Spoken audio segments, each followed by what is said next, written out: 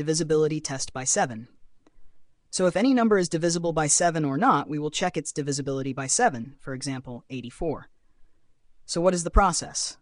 So our step 1 is to multiply the last digit by 2, and step 2 subtract from the remaining digits. If this difference is 0 or divisible by 7, then our number will be divisible by 7. So let's see. So the last digit is 4. We will multiply 4 by 2. We get 8, and if we subtract 8 from the remaining digit, 8 minus 8 is 0. So 84 is divisible by 7. Similarly, if we take, suppose, 147. So here the last digit is 7, we multiply it by 2, we get 14. And if we subtract 14 by the remaining digits, we get 0. Hence, 147 is also divisible by 7.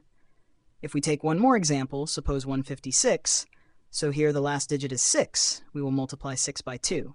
We get 12. Now if we subtract the remaining digit by 12, get 3, and 3 is not divisible by 7.